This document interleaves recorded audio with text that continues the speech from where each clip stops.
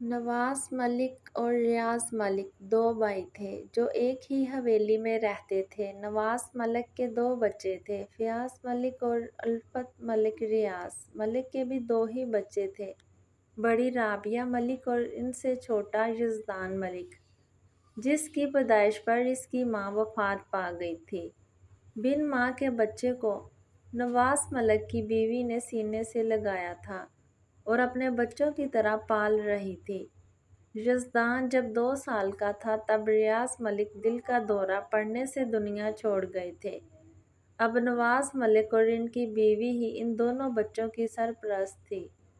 نواز ملک نے ان دونوں میں کوئی فرق نہیں کیا تھا۔ رابعہ یزدان سے 15 برس بڑی تھی۔ سب ٹھیک چل رہا تھا، لیکن الفت کے ایک قدم نے ملک حویلی میں سب درہم برہم کر دیا۔ یزدان کی دھمکی کا اثر تھا کہ تیار ہونے سے لے کر ولیمے کے سارے فنکشن میں اور پھر یزدان ملک کے کمرے میں جانے تک وہ خاموش رہی تھی۔ یزدان کا کمرہ اوپر والے پورشن میں تھا۔ آنی جوڑوں کے درد کی وجہ سے نیچے ہی رہی تھی۔ اس کے ساتھ شمائلہ اور اس کی بہن سائمہ تھی، جو کمرے میں چھوڑنے آئی تھی۔ کمرے میں آتے ہی ایشل نے سب سے پہلے جوتا اتارا، جو پتہ نہیں کس کے سائز کا تھا۔ بہت مشکل سے اس نے سارے فنکشن میں گزارا کیا۔ اوہ، لگتا آپ کی دیورانی اس شادی سے زیادہ خوش نہیں ہے، شمائلہ باجی۔ سائمہ نے اس کی بیزاری کو دیکھتے ہوئے اونچی آواز میں تبصرہ کیا۔ بیچاری کے ساتھ ہوا بھی تو برا ہے، کہاں یہ شہر میں اتنی اعلیٰ زندگی گزارنے والی، اور کہاں یہ گاؤں کا ماحول، اور پھر سنا ہے ایک دم سے نکاح کا بھی بڑا صدمہ تھا اسے۔ بیچاری کو سنبھلنے ہی نہیں دیا اور ولیمہ بھی کر لیا۔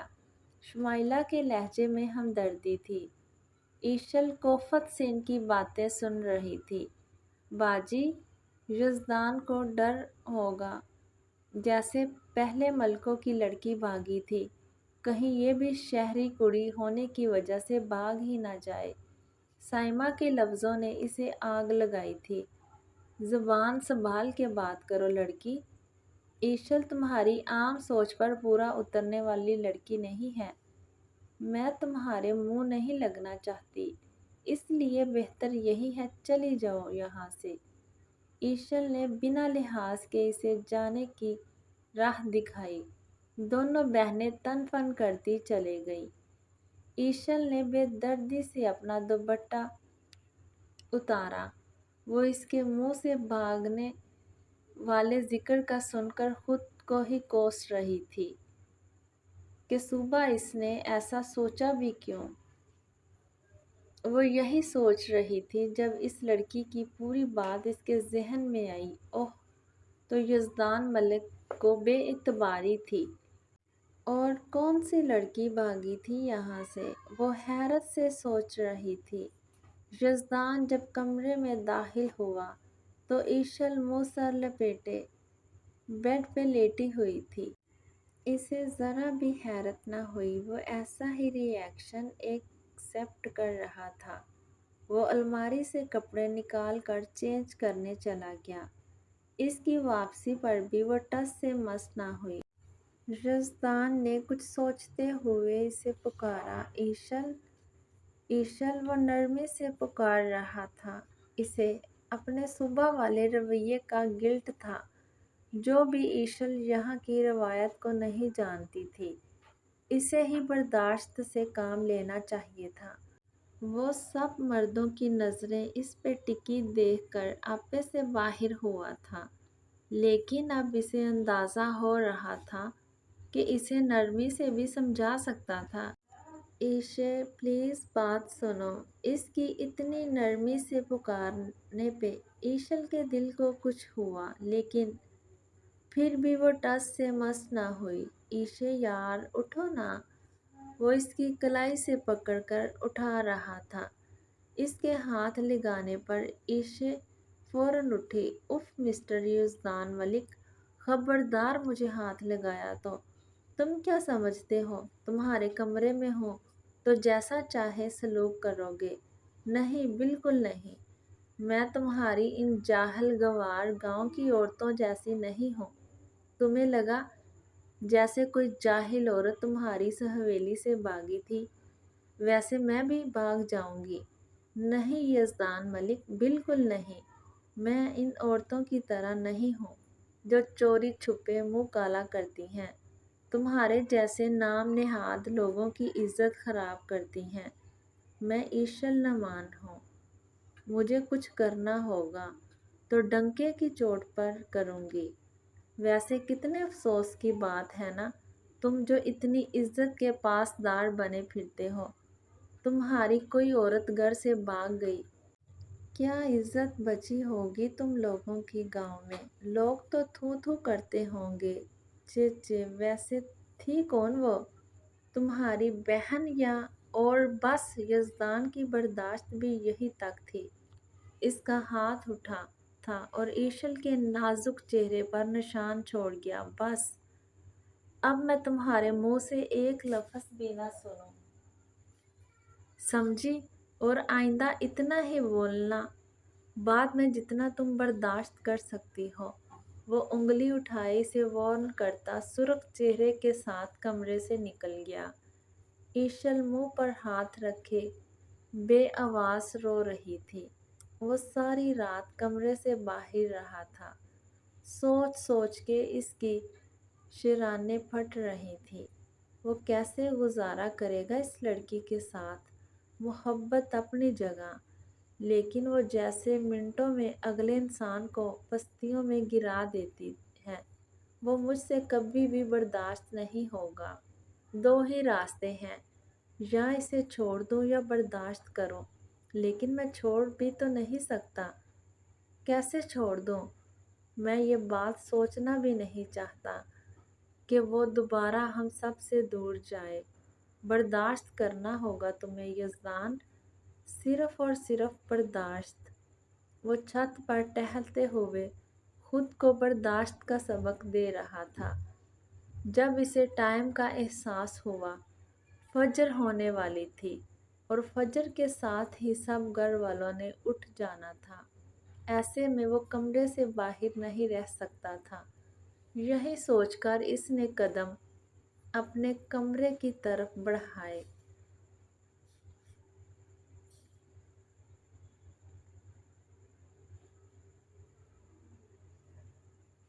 الفت، تم سمجھنے کی کوشش کرو، نعمان اسے قائل کر رہا تھا۔ میں کیا سمجھوں نومی؟ میری ماں کا انتقال ہو گیا، مجھے کسی نے خبر بھی نہیں دی۔ اب میں کس منہ سے اپنا حصہ مانگنے جاؤں؟ الفت مسلسل انکار کر رہی تھی۔ تو ٹھیک ہے پھر، ہمیں یہاں سے جانا ہوگا۔ بھائی کبھی بھی ہمیں اس گھر میں رہنے کی اجازت نہیں دیں گے۔ نعمان اس کے پاس سے اٹھ گیا۔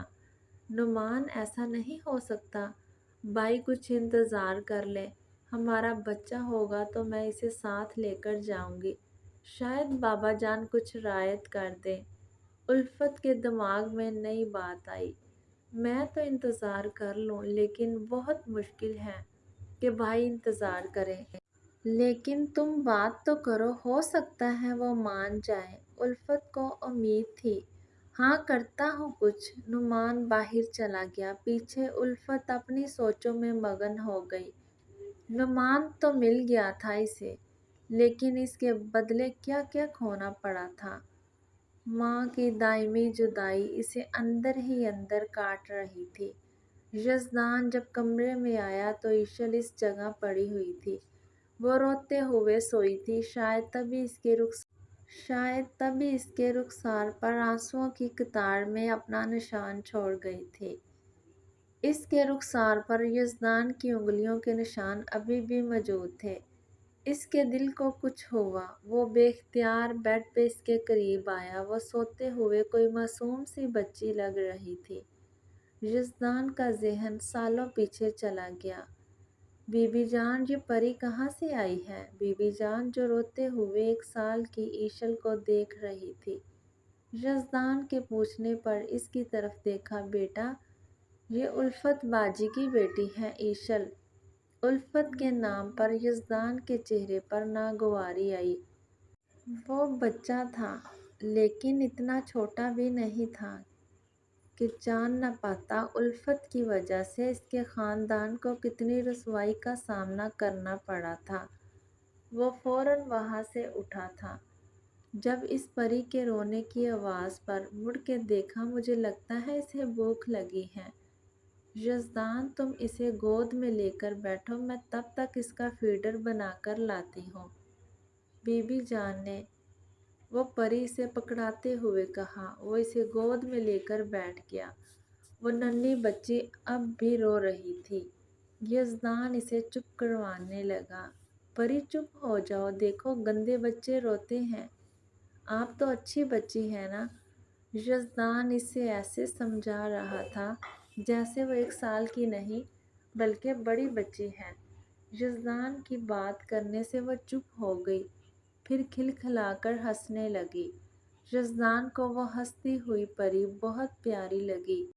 اس نے ہاتھ بڑھا کر اس کے گالوں کو چھوا۔ پری کو باتیں کرنی تھی، ہم سمجھے اسے بھوک لگی ہے۔ یزدان کو اس سے باتیں کرنے میں مزہ آ رہا تھا۔ اس کے گال اتنے نرم سے تھے کہ وہ بار بار چھوتا تھا۔ تبھی بی بی جان آ گئی۔ بی بی جان، پری کو بھوک نہیں لگی، یہ کہہ رہی تھی مجھ سے باتیں کرے۔ بی بی جان کو جوش سے بتا رہا تھا، اور بی بی جان دیکھیں اس کے گال کتنے نرم ہیں اور ہاتھ کتنے چھوٹے چھوٹے سے ہیں۔ وہ پرجوش سا انہیں بتا رہا تھا۔ بی بی جان ہنسنے لگی۔ تبھی ایشل نے سوتے ہوئے رخ موڑا۔ وہ جو ماضی میں گم تھا فوراً حال میں آیا۔ اب ایشل ایک سائیڈ کی لیٹی ہوئی تھی۔ اس نے ہاتھ بڑھا کر اس کے رخسار کو چھوا۔ بچپن کی یاد کا اثر تھا، وہ محسوس کرنا چاہتا تھا۔ اب بھی اس کے رخسار اتنے ہی نرم ہیں۔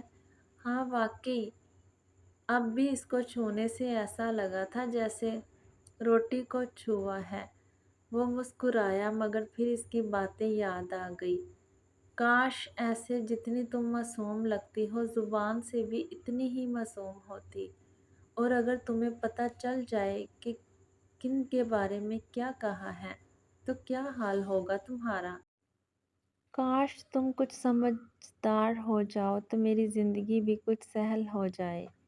اس نے گہرا سانس لے کر خود کو پرسکون کیا اور اٹھ کر کچھ دیر آرام کرنے کی غرض سے صوفے پہ چلا گیا۔ وہ تھوڑی دیر ہی سویا تھا جب دروازہ نوک ہوا۔ ایشل اب بھی سوئی ہوئی تھی۔ یزدان نے ایک نظر اسے دیکھا اور دروازے کی طرف بڑھا۔ نئی زندگی کی پہلی صبح مبارک ہو دیور جی۔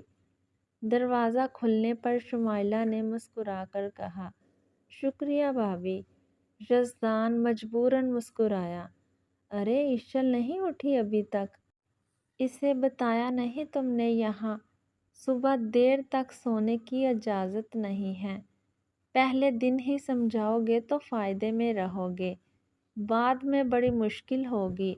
وہ سوئی ہوئی ایشل کو دیکھ کر رازداری سے بولی۔ آپ کو کوئی ضرورت نہیں ہے ہمارے فائدے اور نقصان کے بارے میں سوچنے کی۔ آپ اپنا ہی سوچئے تو بہتر ہے۔ آپ کسی اور کو پٹیاں نہ پڑھائیں۔ جواب یزدان کی طرف سے نہیں بلکہ ایشل کی طرف سے آیا تھا، جو ان کی آوازیں سن کر اٹھ چکی تھی۔ لو بھلا، مجھے کیا ضرورت ہے کسی کو پٹیاں پڑھانے کی؟ میں تو بی بی جان کے کہنے پر تم دونوں کو اٹھانے آئی تھی، شمائلہ نے سٹ پٹاتے ہوئے کہا۔ ہم اٹھ چکے ہیں، بڑی مہربانی، ایشل نے پھر سے جواب دیا۔ یزدان ہونٹ بیچ کے رہ گیا۔ شمائلہ بھابھی نے ایک شکایتی نظر اس پر ڈالی۔ وہ نظر چرا گیا۔ اب آپ جا سکتی ہیں، ایشل نے اسے وہیں کھڑے دیکھ کر کہا۔ وہ غصے سے چلے گئی۔ یزدان نے دب سے دروازہ بند کیا اور ایشل کی طرف دیکھا جو پھر سے چادر لے کر آنکھیں بند کر گئی تھی۔ وہ اس کے قریب آیا اور اسے پھر سے چادر کھینچی۔ ایشل جھٹکے سے اٹھی تھی۔ کیا طریقہ ہے یہ، ذرا بھی تمیز چھو کے نہیں گزری تمہیں؟ وہ غصے سے بولی۔ تم تمیز کی بات کر رہی ہو؟ یہ جو ابھی ابھی تم نے کیا، یہ کرنے کے بعد بھی؟ یزدان نے طنزیہ کہا۔ کیا کیا ہے میں نے؟ انہیں مینرز سکھانے کی بجائے تم الٹا مجھ پہ تپ رہے ہو۔ صبح صبح جاہل عورتوں کی طرح شروع ہو جاتے ہیں سب۔ وہ اس کے ہاتھ سے چادر کھینچ کر دوبارہ اوپر لیتے ہوئے بولی۔ یزدان نے سرخ ہوتے چہرے کے ساتھ اسے چادر سمیت بیڈ سے نیچے اتار کر اپنے سامنے کھڑا کیا۔ کس چیز کا غرور ہے تمہیں؟ یہ جن کو تم جاہل کہہ رہی ہو نا، وہ سب تم سے 1000 درجے بہتر ہیں۔ انہیں پتہ ہے کس سے کس طرح بات کرنی ہے، سمجھی؟ تو تم بھی یہاں کی کسی تمیزدار لڑکی سے شادی کر لیتے، میری زندگی کیوں برباد کی ہے؟ تمہیں اچھی طرح پتہ تھا میں کس ماحول میں رہنے والی ہوں، پھر کیوں مجھے اس جہنم میں لائے ہو؟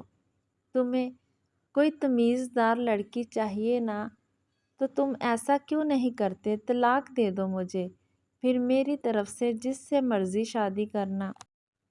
ایشل نے اس کی آنکھوں میں آنکھیں ڈال کر نیا مطالبہ کیا۔ یزدان کی آنکھیں سرخ ہوئیں۔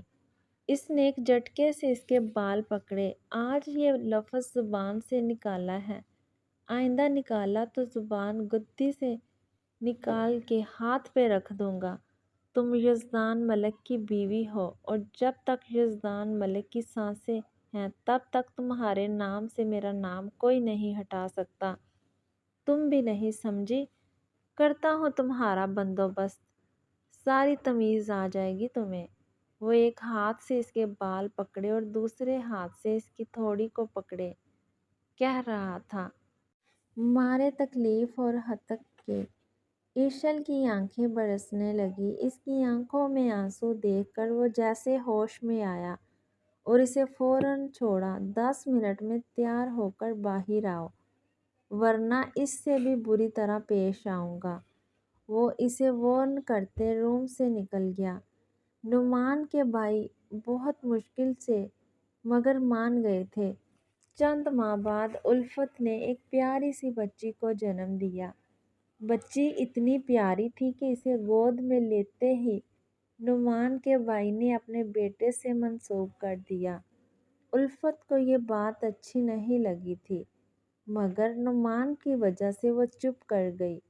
کچھ دنوں بعد نعمان نے اسے اپنے گھر جا کر بات کرنے کو کہا تھا۔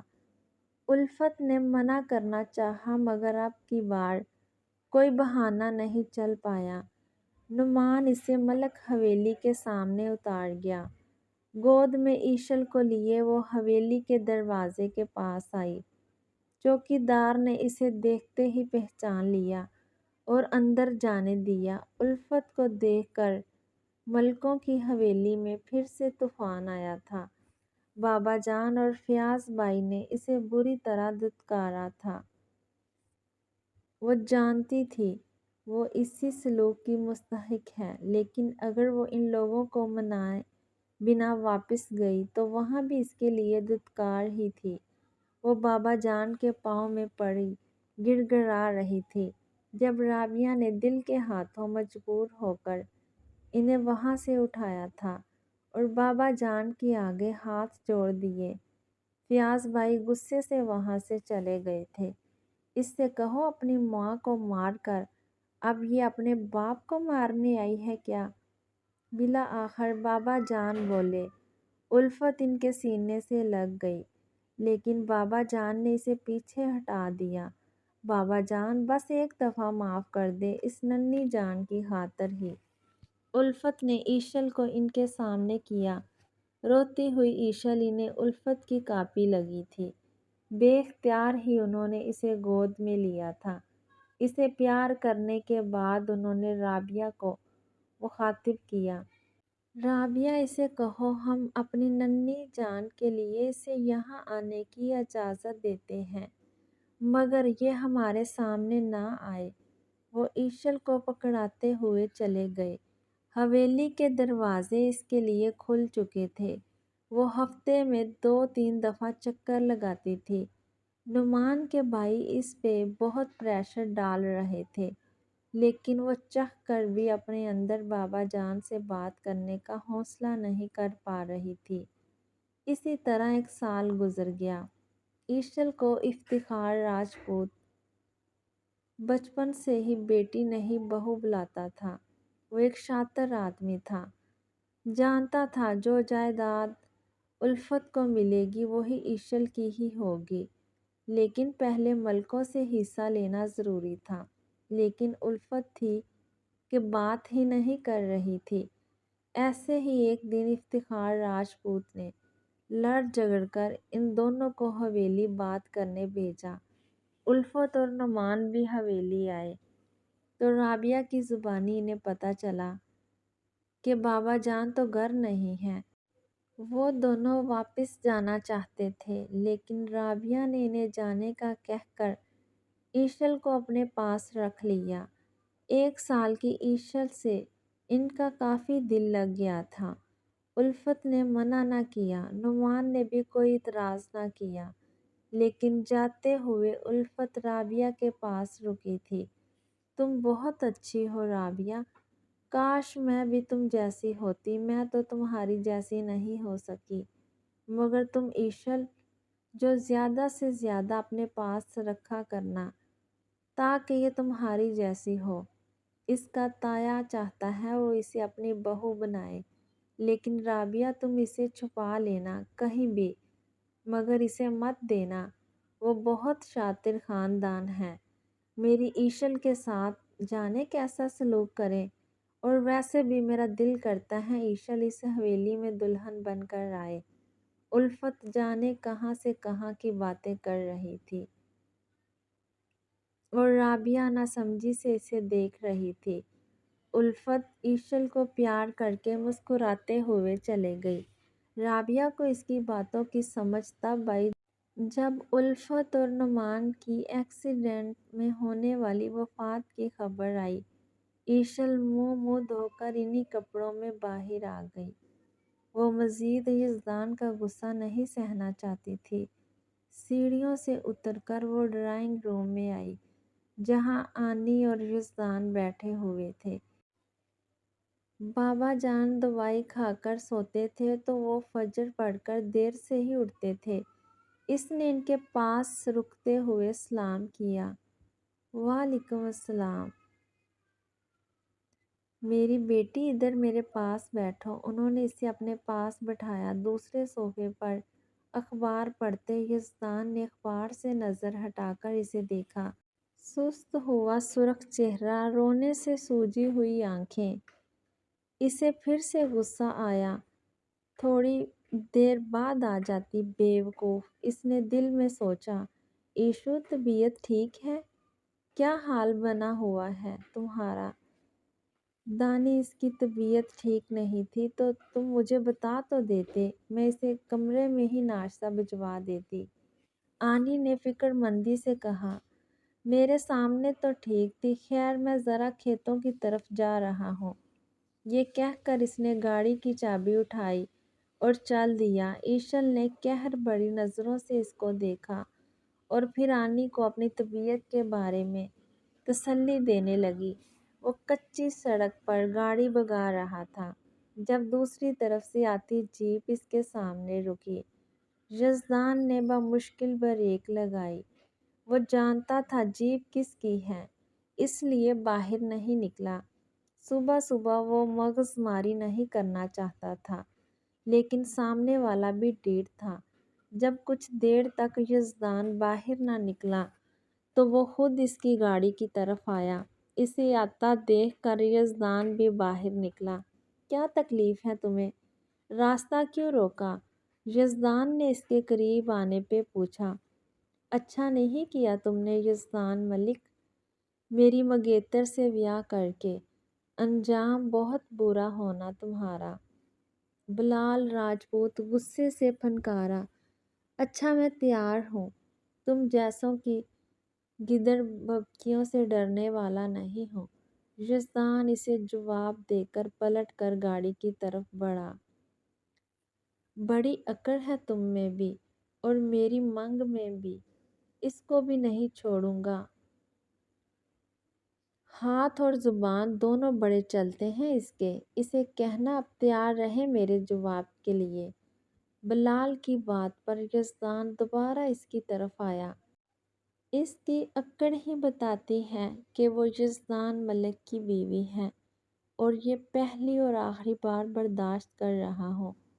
اپنی بیوی کے لیے ایسے الفاظ آئندہ احتیاط کرنا، کیونکہ میں تمہاری طرح خالی دھمکیاں نہیں دیتا۔ وہ اسے وارن کر کے گاڑی میں بیٹھ گیا۔ بلال بھی اپنی جیپ میں بیٹھ گیا تھا۔ اس کے بیٹھتے ہی جیپ نے راستہ چھوڑا اور اس کے پاس سے ہوتی چلے گئی۔ یزدان نے بھی گاڑی موڑی۔ اب کھیتوں کی طرف جانے کا تو سوال ہی نہیں پیدا ہوتا تھا۔ اس کی رگیں غصے سے تنی ہوئی تھی۔ وہ ایشل کو کہاں ملا تھا اور کیسے؟ ملا بھی تھا تو ایشل نے مجھے کیوں نہیں بتایا؟ یہی سوچتے وہ تیز ڈرائیونگ کرتا حویلی واپس آیا۔ ایشل اذان کے ساتھ ڈرائنگ روم میں بیٹھی ہوئی تھی۔ کمرے میں آؤ، اس نے حد درجہ کنٹرول سے ایشل کو اندر آنے کا بولا۔ وہ باہر سب کے سامنے کوئی تماشا نہیں لگانا چاہتا تھا۔ ناشتہ کر کے آؤں گی۔ ایشل نے اس کی بات کو زیادہ اہمیت نہیں دی۔ 2 منٹ میں کمرے میں موجود ہو تم، ورنہ سب کے سامنے تماشا ہی بنے گا۔ وہ اس کے قریب آ کر آہستہ آواز میں بولا، لیکن اس کا سرخ چہرہ اور غسیلا پن ایشل کو نظر آ رہا تھا۔ چاچو، فیری میرے ساتھ باتیں کر رہی ہیں۔ اذان نے منہ وسوڑا۔ یزدان نے اذان کی طرف دیکھا اور ایشل کو چلنے کا اشارہ کیا۔ وہ خود اس سے پہلے کمرے میں پہنچ چکا تھا۔ ایشل کے آنے پر اس نے دروازہ بند کیا اور اسے بازو سے پکڑ کر سامنے کیا۔ تم بلال سے ملی تھی؟ اس کا انداز سخت تھا۔ کون بلال؟ اور یہ بازو چھوڑو میرا، مجھے درد ہو رہا ہے۔ ایشل نے بازو چھڑوانے کی ناکام کوشش کی۔ جو میں پوچھ رہا ہوں وہ بتاؤ، تم گاؤں میں آ کر کسی کو ملی تھی؟ کسی پہ زبان یا ہاتھ چلایا تھا؟ یزدان نے اسی انداز میں پوچھا۔ ایشل کو ایک لمحے میں باغ میں ملنے والا آدمی یاد آیا۔ اس نے تھوک نگلا۔ وہ بدتمیزی کر رہا تھا تو میں نے تھپڑ مار دیا، ایشل نے نظر جھکا کر کہا۔ یزدان نے غصے سے اس کو بیڈ پہ پٹکا۔ ساری بات بتاؤ، ایک ایک لفظ، اس نے ایشل کی طرف غصے سے دیکھتے ہوئے کہا۔ ایشل نے منو ان ساری بات بتا دی۔ ڈیم اٹ، اس نے ہاتھ کا مکہ بنا کر دیوار میں مارا۔ تم سے اس نے بدتمیزی کی اور تم نے مجھے نہیں بتایا؟ کیا سمجھتی ہو خود کو؟ کسی ریاست کی شہزادی ہو؟ ہاں، وہ وہیں سے تمہیں اٹھا کے لے جاتا تو کیا ہوتا؟ شکر کرو بچ گئی ہو، ورنہ کتوں کی موت مرتی تم۔ وہ ٹہل کر اپنا غصہ اس پر اتار رہا تھا۔ تم ایسے نہیں سدھرو گی۔ پیکنگ کرو، کچھ دیر بعد ہمیں یہاں سے نکلنا ہے۔ وہ اسے حکم دیتا کمرے سے نکل گیا۔ ہوں، جنگلی نہ ہو تو؟ ایشل دل ہی دل میں اسے کوستے پیکنگ کرنے لگی۔ شاید شہر چھوڑ آئے، اس ماحول سے تو نکلوں گی نا میں۔ وہ یہ سوچ کر خوش ہو گئی۔ الفت اور نعمان کے مرنے کے بعد رابعہ نے ایشل کی ذمہ داری لے لی۔ افتخار راجپوت نے کافی کوشش کی ایشل کو واپس لینے کی، مگر بابا جان نے سختی سے انکار کر دیا۔ افتخار کچھ سال تو خاموش رہا کیونکہ اس کی بیوی بھی بچی کی ذمہ داری لینے کے لیے تیار نہیں تھی، مگر 5 سال بعد وہ پھر سے ایشل کو لینے کا مطالبہ کر رہا تھا۔ دن بہ دن حالات خراب ہو رہے تھے۔ ایسے میں بابا جان کو ایک ہی حل نظر آیا۔ انہوں نے اپنے دوست کے بیٹے سے بات کی۔ وہ ان کے جگری دوست کا بیٹا تھا اور ان کا بہت احترام کرتا تھا۔ اس وقت ان کی اپنی اولاد بھی نہیں تھی، اس لیے انہوں نے خوشی خوشی ایشل کو ذمہ داری قبول کر لی۔ ادھر بابا جان سمیت سب کو ایشل کے جانے کا بہت دکھ تھا۔ یزدان اس سے کافی مانوس ہو چکا تھا۔ وہ اپنی پھیری کی بنا بہت اداس رہتا تھا، اسی لیے بابا جان اسے ملوانے کے لیے لے گئے۔ واپسی پہ انہیں ایسا لگا جیسے کوئی ان کا پیچھا کر رہا ہے۔ ان کے شک کی تصدیق افتخار راجپوت کی دھمکی آمیز فون نے کر دی۔ اسی وقت انہوں نے شہر فون کر کے اپنے دوست کو شہر بدلنے اور ہمیشہ کے لیے رابطہ ختم کرنے کا کہا۔ وہ کسی صورت بھی ایشل کو راجپوتوں کے خاندان میں نہیں دینا چاہتے تھے۔ ان لوگوں نے اپنا گھر شہر سب بدل لیا۔ کبھی کبھار بابا جان دل کے ہاتھوں مجبور ہو کر رابطہ کر لیتے تھے۔